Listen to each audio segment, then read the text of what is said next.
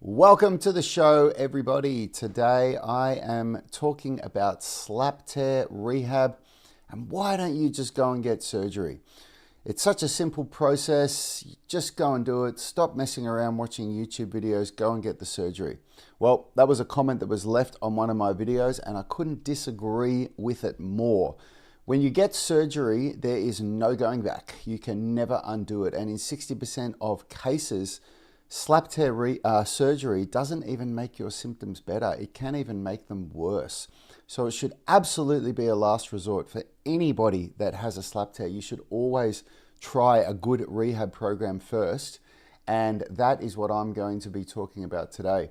But before I do that, I want to take a moment to thank one of our sponsors because I really should be doing this. I'm getting used to this whole doing live streaming, and I know that this is really the kosher thing to do because in the background there are companies and people that are supporting us and helping Yanni and I, on this journey. And for us, the big one that we want to give a shout out to is VPA. They sponsor Yanni and me. We are brand ambassadors. So what we get from them, they give us free supplements, and in exchange, we share the message. And the reason why we aligned ourselves with VPA is because we use this stuff and we've been using it for a decade now, and we use it because of the quality and the price. Yanni and I are big on quality supplements, and VPA use Australian grass-fed whey in their whey proteins, and they use very high quality supplements across the board. They are by far our supplement company of choice, and I want to take a moment to give them a little shout out. If you guys are wanting to order from overseas, if you contact VPA, you can organize a flat shipping rate, and if you are on your first order, you can get a discount if you use the code RAD10, RAD10. I personally use the whey protein isolate daily. I have several servings of this because I look to get 200 grams of protein every day, and that's very hard to do just from food. I also use the creatine monohydrate. I use the greens. The greens supplement is really good because it just has so many nutrients in there. So many things like collagen and what's the other one? I can never remember it, and it's way too early in the morning here for me. Chlorophyll, that's the one. Sounds like borophyll. It has all this really good stuff in there that that keeps me going. And I cannot emphasize this enough. We get asked questions a lot about recovery and building muscle and things like that. And so the supplements that we get from VPA are the backbone and the cornerstone of what we do. All right. So I had this comment recently on one of my videos, and someone had said, I'm trying to find the comment so I can read it verbatim. I wish I had have organized myself a little bit better and had it sitting here. But this guy said something along the lines of, he was commenting on one of my slap tear videos saying, just go and get the surgery, laughing my ass off. Why wouldn't you just get the surgery? This is so silly. And here it is, guys. Here we are. Guys, go get surgery. What are you doing? LMAO. It's such a simple and super quick surgery. In fact, I wouldn't even call out a surgery. It's a small procedure that they do in about 20 minutes, then you heal up and it's over. People living with this for years, like, what is wrong with you people? Come on, you're like torturing yourself. Go get the thing done and get it over with. That is such terrible advice. And I did what I always do when somebody comments like that on one of my videos. I asked what experience this guy has fixing slap tears to be giving out advice like that, and I got crickets back. People that leave these comments never seem to have any real knowledge or real understanding of how to rehab an injury or how to do whatever it is that they're commenting on. But it is a opinion that some people have. And I've talked about this in the past. If you're somebody who really doesn't care about performing at your best, and if you're somebody who's just tired of this pain in your shoulder and you just want to go back to being able to, take your shirt off without being in pain, because, when you've had a slap tear and when you cross your arms across your body and you try and take your shirt off, like that was the thing that just, man, that was so uncomfortable for me when I was in the earlier stages of slap tear rehab. So I if that's you, and if you just want to be able to take your shirt off and reach for the can of soup up in the higher cupboard, then maybe getting the surgery is a good option for you, because maybe it can decrease your pain and allow you to just get on with your life. But in 60% of cases, the pain actually doesn't get better when you have slap tear surgery. And I'm getting comments from a lot of people that are getting surgery for the second time because the surgery didn't even fix it. So they're going back for a second time because there's been complications with the surgery. Like, it's not the silver bullet. It really isn't. Surgery should be a last resort. And the reason why it should be a last resort is because it's always an option for you. It's always there. It's always sitting in your back pocket. But in my case, and in everybody that I've worked with, and that's now hundreds of people online, I've rehabilitated hundreds of slap tears with people online now. Every one of them was able to rehabilitate it without surgery, and so was I. And so if you do that and you get to that point where you don't need the surgery, and you've saved yourself a lot of money, you've saved yourself a lot of loss of muscle, you've saved yourself potential complications with surgery. Surgery isn't just a, bang, it's just going to fix it. And now your shoulder is better. And here's the kicker. When you do get surgery, if you get it, the stronger you are before you get the surgery, the greater your chance of recovery. And after the surgery, no matter how good the surgery is, if you want to be able to get to peak performance, you still need to do strength training for rehab. Surgery doesn't it doesn't make up for strength training, because what happens if you don't do strength training? So, shoulder rehab that progresses into strength training, then your muscles are atrophying and your nervous system is becoming weaker. And so if you get surgery and then you don't do strength training after, you might have re-anchored the slap tear. You might have closed it up. You might have re-anchored the bicep or whatever version of the slap tear surgery they do. But your body is getting weaker, and that shoulder joint is going to be at an increased risk as time goes by. So you still need to do rehab if you have any hope of that shoulder not getting worse when you get older. So it just doesn't make sense that the go-to solution for having a slap tear is, I'm just going to go and get surgery. It just doesn't make sense. And I know that, I have had orthopedic surgery once in my life. I've had it once on my foot because I did a complete tear, a full rupture of the Lisfranc ligament. And a full rupture of the Lisfranc ligament, I was explained what would happen if I didn't get the surgery and the ligament didn't reform, and that was a case where surgery was the best option. And I did that 26 years ago, and I've recovered pretty well from it. So it's not like I'm somebody that's allergic to surgery and that just has this hard-ass stance saying, no, I would never do that. But in the case of a slap tear, it is not your first choice. It should never be your first choice. You should work really, really hard on a good rehabilitation program for at least 6 months, 6 to 12 months. And then at the end of that time, if you're still not where you want to be, I mean, personally, I wouldn't do it for 24 months. I know personally how the progress just continues to rise when you keep training. So I wouldn't even consider surgery for 24 months. John F1 has said, is there a foam roller you recommend for deep massage? Thanks. Yes, I do, and I'll show you. I recommend a rumble roller like this. These are unreal. So I looked at these on Amazon and they were like $80, really expensive. And then I found this one directly from that company's website, although I'm pretty sure that's an Australian company, and that was $20. And it's exactly the same thing, of course. They're probably all made in the same factory over in China. So they're really, really good. So you can start, I actually started with a thicker one because the thinner a rumble roller is, the more intense it is. So I started with a thicker one that's like as thick as a normal foam roller. And that was really, really good. But then I got to a point where that wasn't doing enough for me. And so I changed to the thinner one, and it works really, really well. Francis Hassan is saying surgery doesn't get to the root of the problem of learning how to use and strengthen even your shoulder girdle. For me, learning how to use the proper muscles of the rotator cuff to move my scapula has helped my 6 to 10 years of pain and loss of mobility. Now I can say I'm almost 100% completely healed. That's unreal, Francis. And that's exactly what my story is as well. You know, when I had my slap tears, I was fortunate enough to have a couple of friends who are sports.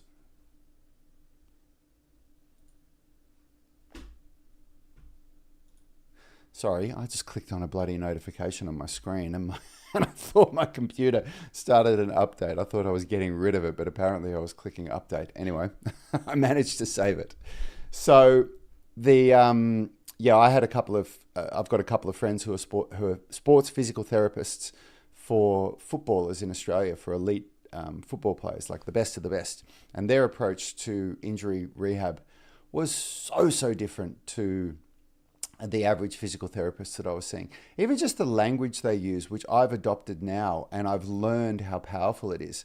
Like, they just didn't even for a moment talk to me with that tone of, yeah, you know, we're going to have to try to do this and we'll see how that works, and hopefully we're going to be able to get a bit of a result with that, and then maybe we can avoid. Like, they didn't use that kind of language. They spoke to me just kind of like it was nothing, like it was something that they deal with every week. They were like, yep, you just got to do this. We're going to do this. We're going to strengthen those scapular stabilizers. We're going to strengthen the rotator cuff in this range, and then we're going to move to this range, and then come back and see me in 2 weeks and we'll check it out. And so, you know, that approach and that mentality, it just worked wonders for me. And that's what we've adopted with our slap tear rehab system. And it is really, really important to understand that when you do, this is really important for any kind of training, be it strength training, be it flexibility training, or be it rehab.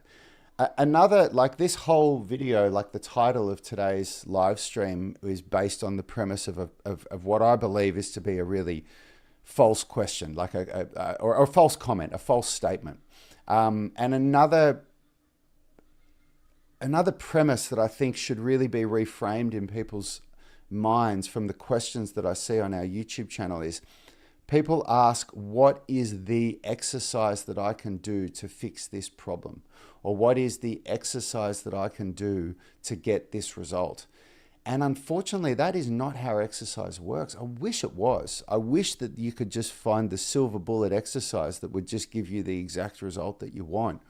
But it's not an exercise that fixes a slap tear, or it's not an exercise that makes you flexible, or that makes you, gets you to that level of strength or builds that level of muscle.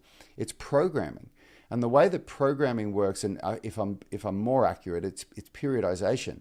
And periodization is when you do a set of exercises, a program where usually the workouts will change from Monday to Sunday, depending on how many days you're doing, but then they'll repeat each week for several weeks. And that's called a mesocycle. So that's one mesocycle of training. And a mesocycle can be as little as 2 weeks of training, and it could be as long as 8 weeks, or some mesocycles, some people do it 12 weeks. I think that's way too long.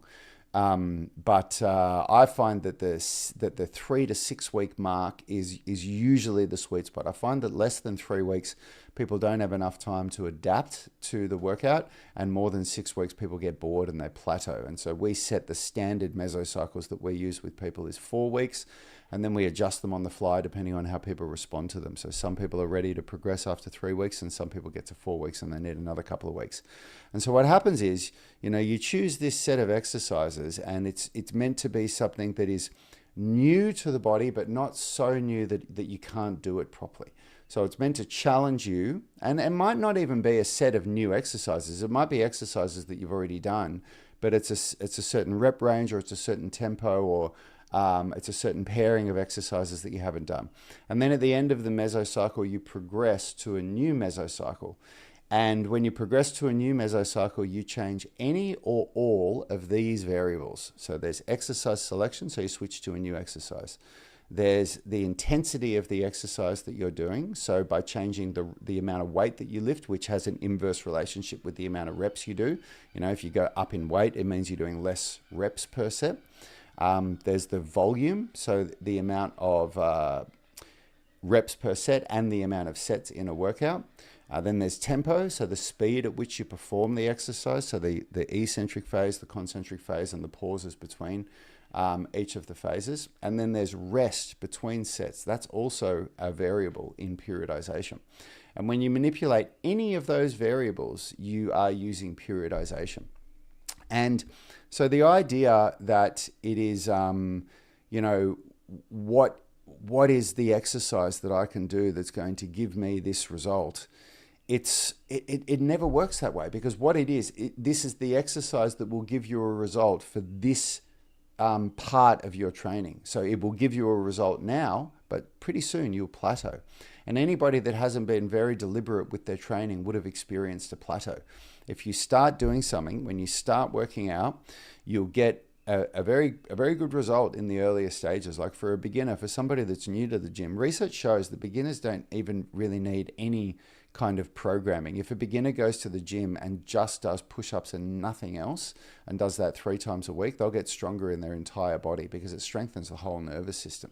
So beginners pretty much get like free gains, but pretty quickly that stops. And anybody that has gone to the gym on their own without having anybody guide them would have experienced this. If you've been consistent enough, you get to a point where you're not making progress. You cannot lift more weight. You cannot add more reps, and it doesn't matter how hard you try or how hard you push yourself. You're just not getting any results, and that's where periodization comes in. And if you use periodization properly and you understand also how to use progressive overload, then you won't plateau and you'll always see consistent progress. And so the same thing happens with slap tear rehab. There is a set of exercises that you would do that almost everybody gets an incredible result at the start.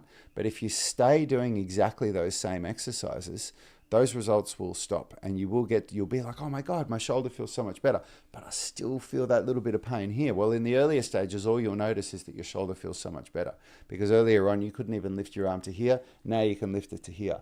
But after a short enough time, all you'll notice is that you still can't lift your shoulder past there without being in pain. So it's really, really important that you don't approach your training from an idea of what is the silver bullet exercise that I can do that's just going to fix my problem, because there isn't any.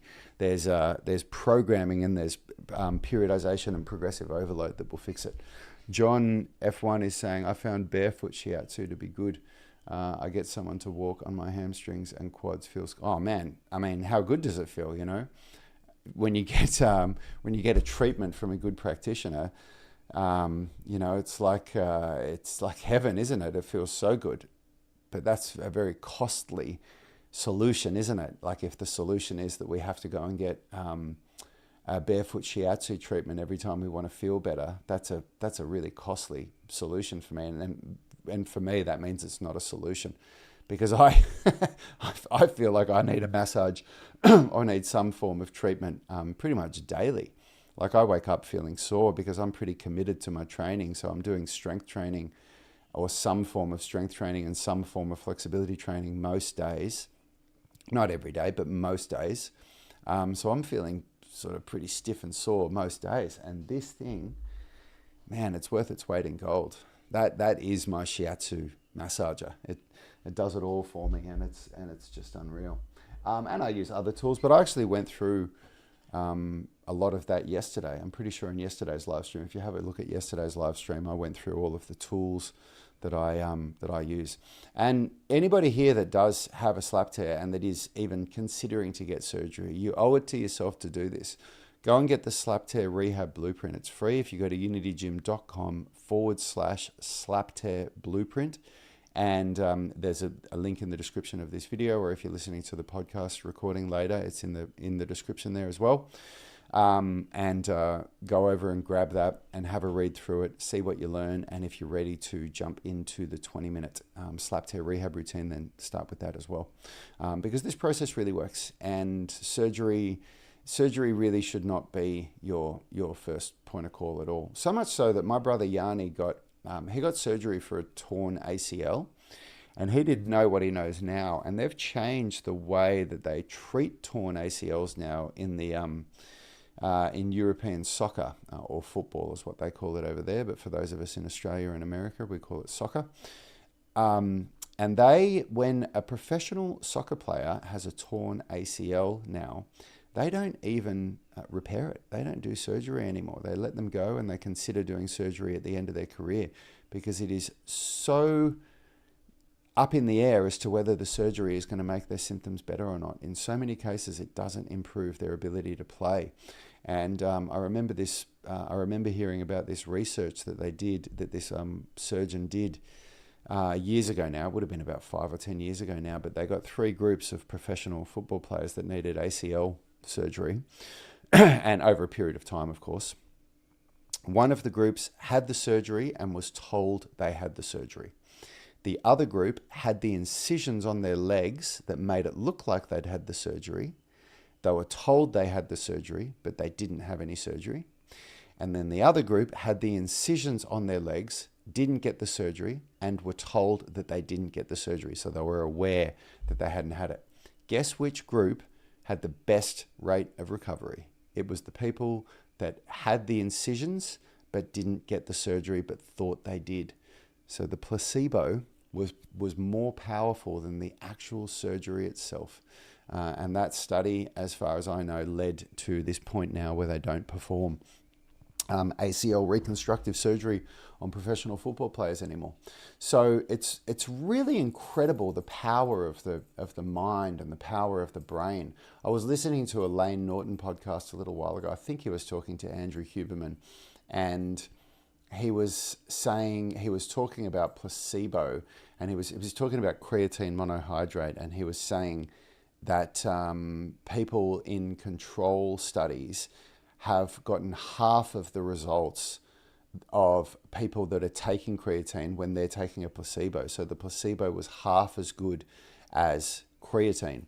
And Andrew Huberman said, "Oh, so do you think we shouldn't take creatine then?" He said, "Absolutely not." He said, "Creatine is very effective, and it is still twice as good as the placebo." But he was making a point. He was saying, sometimes I wish I was ignorant, because if I was ignorant, I would actually be able to benefit from the placebo effect so much more. But because I'm so knowledgeable, I can't ever benefit from placebo. So I thought that was a really interesting take on a placebo from a scientist and from somebody who's very, very knowledgeable. Francis Hassan is saying the surgery connects the muscles but doesn't make the mind-muscle connection of how rehab makes the connection as you're connecting the muscle fibers. That's why better results without surgery. Exactly. And surgery, like, you don't even know exactly what they're going to do. They have really different approach. I mean, they do surgery where they reattach the long head of your bicep, where they take it so that it doesn't cross the shoulder and connect into the labrum anymore, and they connect it to the top of the humerus.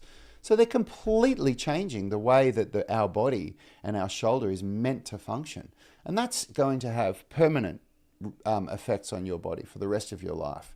And the thing is with a slap tear, when you look at slap tear rehab, so when you look at what I've done to my shoulders, my slap tear is still there. There's still a tear in the labrum, but the labrum itself, a tear in the top of the labrum doesn't actually restrict function in the shoulder.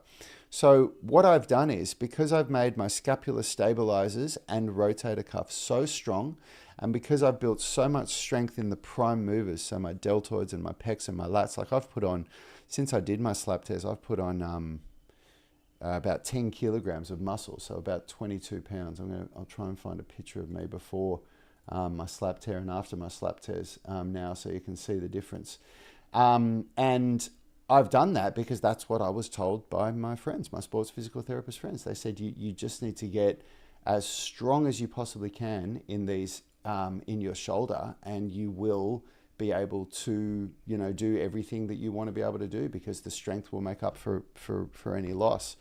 And so these are terrible pictures, but you can see that's me about 10 kilograms or 22 pounds lighter, and that would have been just before I did my slap tears. And for me, the biggest notable difference that you can see in my muscle mass is in my pecs. I've still got small pecs. If I went on a stage as a bodybuilder, I'd just be losing any competition because of the size of my chest. But this was an issue that I had. I've always been shoulder dominant. I've always been deltoid dominant. It's because I did 10 years of Kung Fu and I never did any bodybuilding. I never did any weightlifting in that time. And my body just learned how to use my deltoids as the prime movers for, pushing and pulling. And so my pecs just never developed.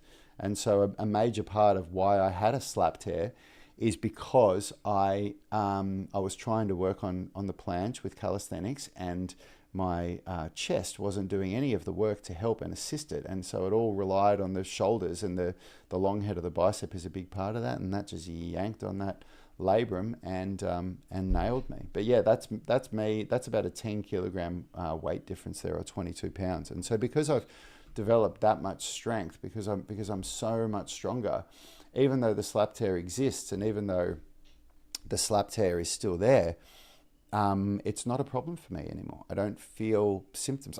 Every now and then I'll feel a symptom, but it's always associated with increase in inflammation. So an increase in inflammation will happen anytime I drink alcohol. I drink alcohol very rarely now, almost never. So if I do drink it, inflammation goes up straight away for the next couple of days. Or the same thing with if I eat too much wheat or too much grains, I'll notice the same thing. I'm not a no grains eating person at all. I'm just very aware of how much I eat of it, because when I do eat grains, I've learned for myself that I get inflammation in my gut, and I actually get and when you get inflammation in your gut, you get inflammation in your whole body, and that's when my slap tear starts to hurt. Same with sugar, dairy, things like that.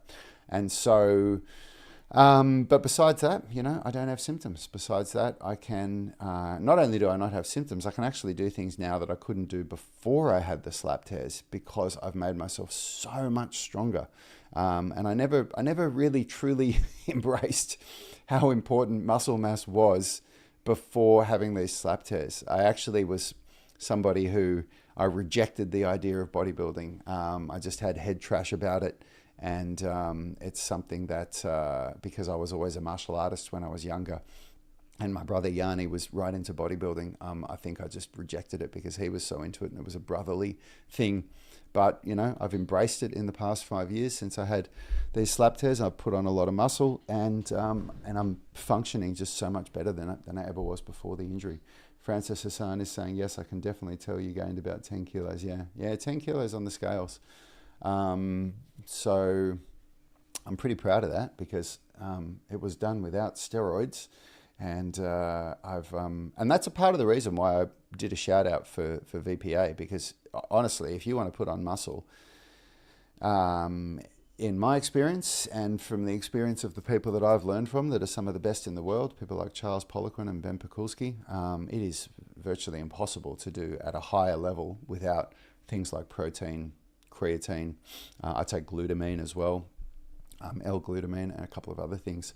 And I've also really gone down the rabbit hole of looking at Andrew Huberman's recommendations for boosting testosterone naturally. I've got an episode on that where I go through everything that I do. So if you go and have a look through my live stream replays, if anybody's interested in what I do to boost testosterone naturally. And I got my testosterone tested recently, and it was pretty good. It was nowhere near somebody that would be blasting steroids or anything like that, but for a 46-year-old, it was pretty good. It definitely wasn't low, so I was happy with that. Yeah, that's gotten me to where I am, and I'm pretty happy with that, because the older we get, the more I think this is a really important concept to wrap your head around. This is really relevant for me. I don't think you're ever sitting still in life. I think you're always either moving forward or moving backwards, because sitting still is an illusion. If nothing's changing in your life, for me, that's going backwards, because life is moving forward and time is moving by.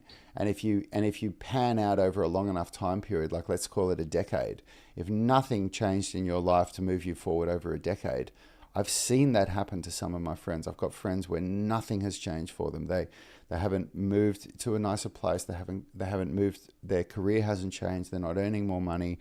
Their relationship status hasn't changed. And over a 10-year period, I think that's really moving backward. And so I'm always looking at, in my life, how can I be moving forward, and just edging forward, just these little micro things. And there's so many ways that you could be edging your life forward, but one that is just so important to me, and it really pays dividends. I think you're really banking an investment here, is your health. How can you move your health forward as you're getting older? And there's a lot to it. For me, I've come a long, long, long way with my health, because I've When I was in my 20s, I abused drugs and alcohol, and that was a really, really hard thing for me to shake. And I'm fortunate enough that I was wise enough that I had a rude awakening on my own. Like I just had this rude awakening when I was 29, before I turned 30, and I could just see how bad this was going to pan out for me if I lived my 30s the same way that I lived my 20s.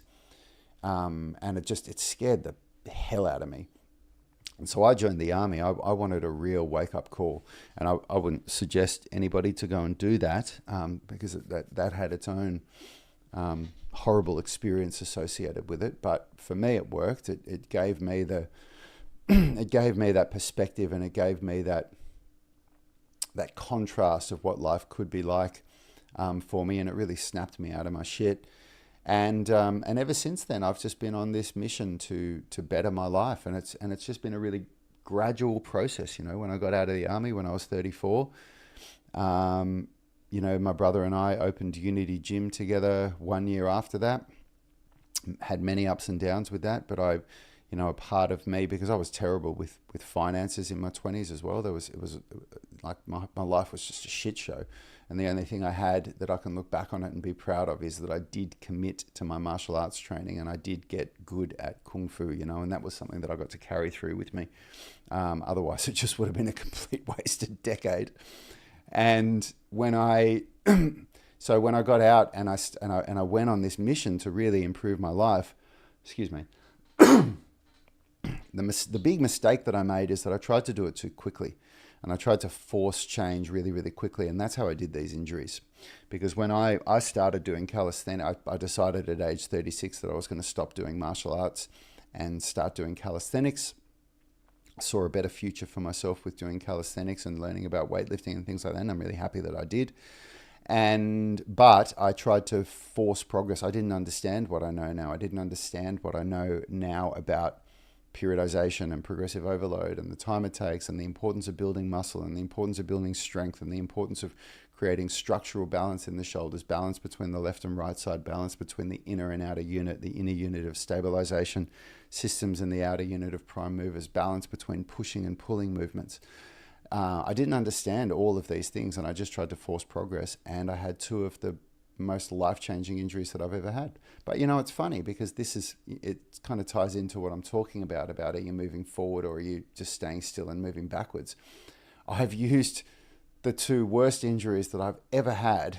I've turned those into a positive thing now, because now I'm becoming, somebody online that is a go-to for people who have slap tears. And I've got, we've got 315 Google reviews now. And in the last year, I think probably at least a third, maybe even half of our Google reviews are all from people that had a slap tear who could not get any respite from it. They couldn't make any progress working with physical therapists, working with surgeons, working with doctors. Like, nothing was working for them.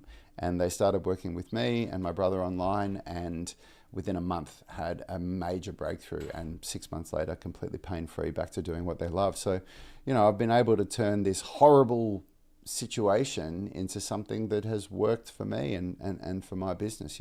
It's funny how life how life can work for you if you try to be intentional, and if you try to really steer your life in the direction that you want it to go, because life either happens to you or life happens for you. So you can either be the person that's sitting at the helm and steering your life in the direction you want, or you can be the person that's just sitting on a boat that's kind of going wherever the wind takes it.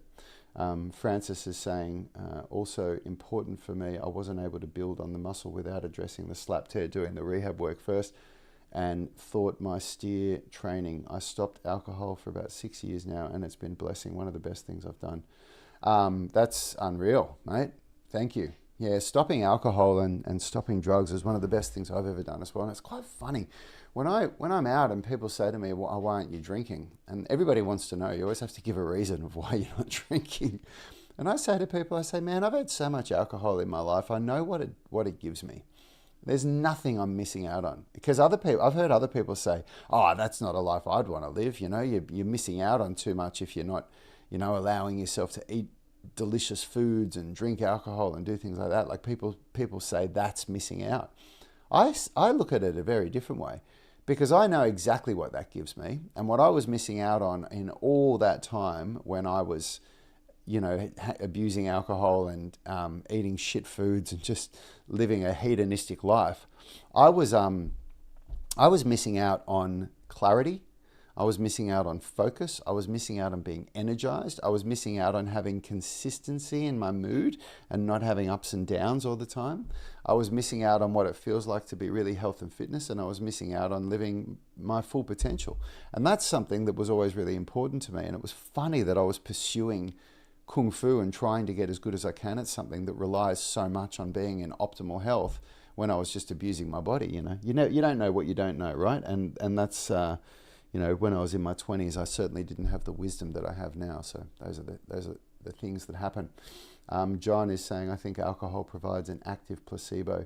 People act differently depending on the social context, then claim drinking made them act that way. Oh man, it does, doesn't it?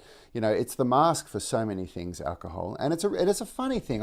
I'm careful, like here's a platform that I can say these things, and I guess I'm preaching to the choir, right? Like I'm talking to people around the world that are receptive of this information. I don't go to a social event and preach this stuff. Like you'd just be branded a dickhead and no one would invite you out again. So I certainly don't talk this way to people when they're having a drink or anything like that.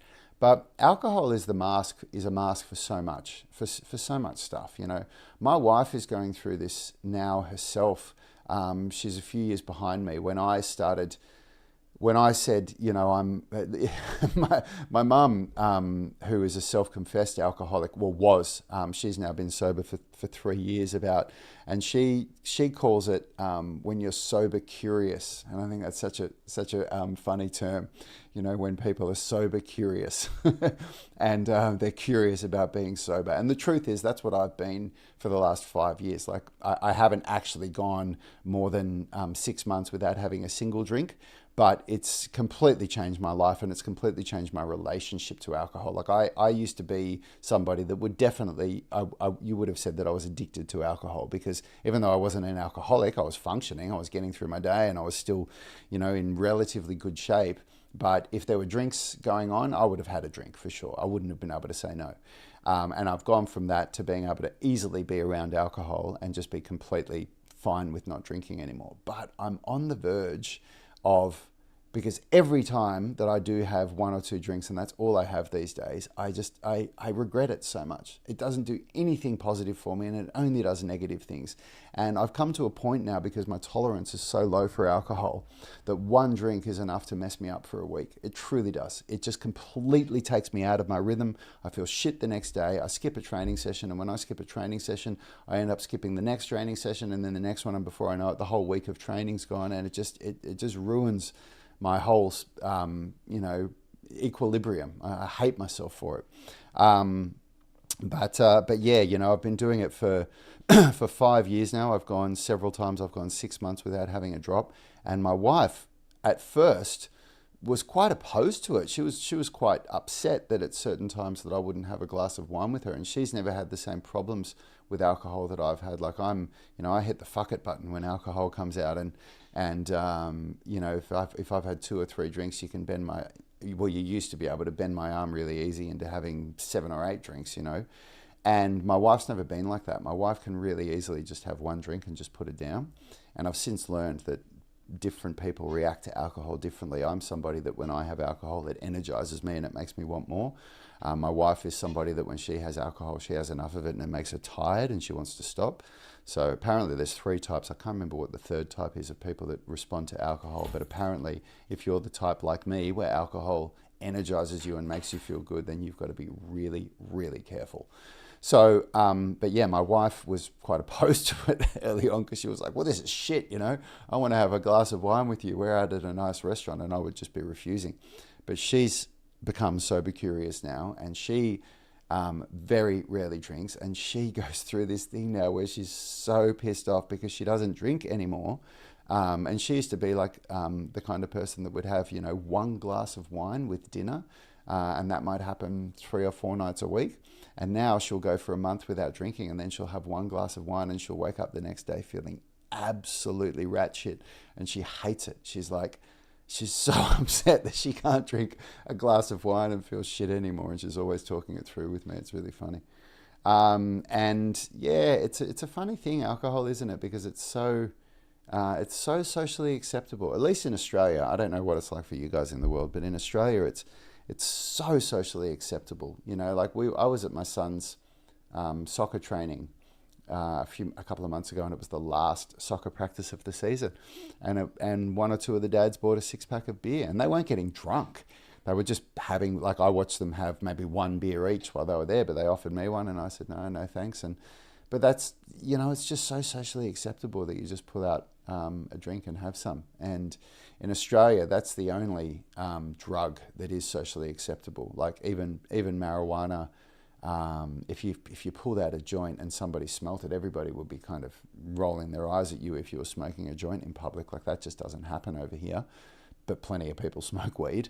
And if you did any other kind of drug, you'd be going into the bathroom to do it so that nobody could see you were doing it. But alcohol is this thing that everybody goes for it. So yeah, anyway, that's a bit of a tangent, but just my story.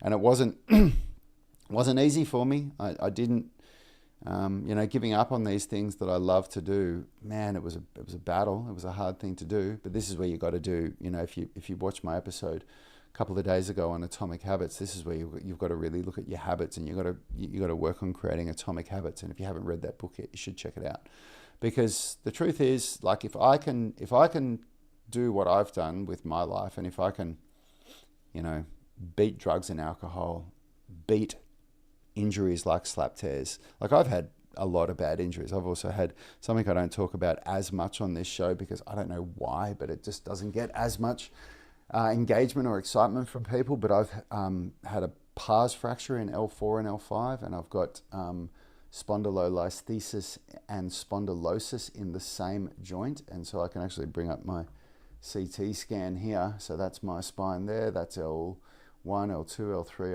L4, L5, and that's what healthy spine alignment looks like. They're all lined up nicely, and then that is spondylolisthesis, that posterior displacement, and you can see that there, and that causes a real anterior pelvic tilt in me, which makes me look like I have terrible posture, because I do have terrible posture.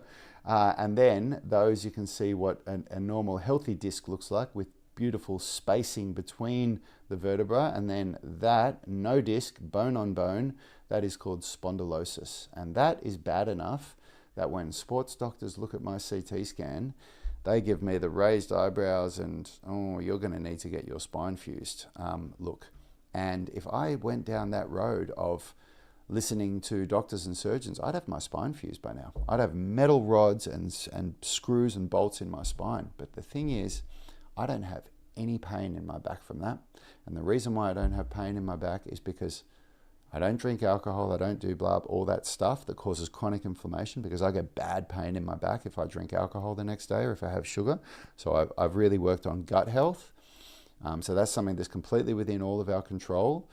And then I do good strength training and good flexibility training and good foam rolling most days, so that my body is performing optimally. And I'm fortunate enough to have, a friend like Phil White, who's our physical therapist, who does these streams with us periodically, who talks me through what the difference between, symptoms versus morphology, he calls it. Morphology is what you see on your X-ray. It's what you see on your CT scan.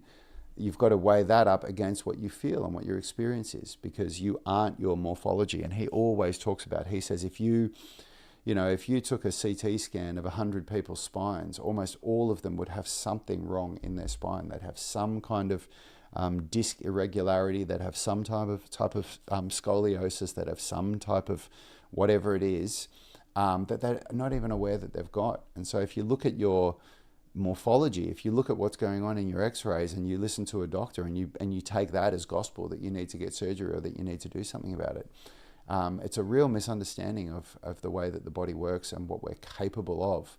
So I say all of that because we all have it within us to improve ourselves. And that goes back to what I was saying before. The most important thing for me is that you know, that I'm moving forward, that life is moving forward in the direction that I want it to go, even if it's just step by step in these little micro amounts every day, because it adds up. And I changed my approach from 10 years ago when I was in my 30s to trying to make progress as fast as I could in every area that I could. And I was getting injured all the time. And then that ended, that, you know, crescendoed with bloody slap tears. And that was the real wake-up call for me. That was the, man, I'm not going about this the right way. And I've gone from that to now in my 40s, it's all just about turning up and doing the work and being process focused, not being goal focused, being detached from the goal, but being attached to the process of improvement with strength, improvement with flexibility, improvement with pain, and everything that I want gets better and everything that I don't want gets reduced. And that's served me so much better than what I was doing before. Emmanuel Casanave, I hope I've said that right, has said, about your special offer on the 12-week program, what is the difference with a regular 12-week program of paid coaching at Unity Gym for 10 people? Good question. And by the way, we only have 3 spots left for that. So 7 people have jumped on board. There are 3 spots left. So if you want to join the 12-week transformation, then you are then there's only 3 spots left, and the offer to get it at half price. So right now it's $499 normally. Right now it's $249. That offer ends on Friday, 11:59 Pacific time. So what is the difference? So the 12-week transformation is for a group of highly motivated people who want to commit to 12 weeks to really go gung-ho and get custom programming with me, online coaching with me, and customized meal plans to achieve their results. And it's a one-time payment. So it's mostly for people who are committed to a short-term transformation. The online personal training, if you commit to that, you still get access to me and you still get access to all the personal training and everything, but it is a subscription. So you can cancel at any time, and it is but it's a subscription. It's a $49 a month subscription. And so to ask that question, to be completely upfront with you, if you're somebody that just wants to jump in and get started, you can join the monthly subscription. But some people are just really allergic to subscriptions and they just don't want to do it, and they would rather just know that they're committing to a shorter period of time, and that's what the 12-week transformation is for. So I hope that helps you. And that's pretty much it for me, guys. I've been rambling on for a little while now. Thanks for your time and thanks for your questions, because as always, these live streams are so much better when I get interaction from you guys. So thank you so much for the interaction. Thank you for the engagement. Thank you for the questions. And it is Friday in Australia now, so I'm getting ready for my last big training day for the week before the weekend, and I will see you all next week. If you haven't done so yet, go and get the Slap Tear Rehab Blueprint. You can go to unitygym.com/slaptearrehab. And if you haven't done so yet, guys, please subscribe to my channel. Hit the subscribe button and hit the notification bell so you get notified when I go live, because I'm going live every day now, Monday to Friday. I made a commitment 2 weeks ago and I haven't missed a day, and I'm pretty proud of myself for that. So yeah, I will see you all next week.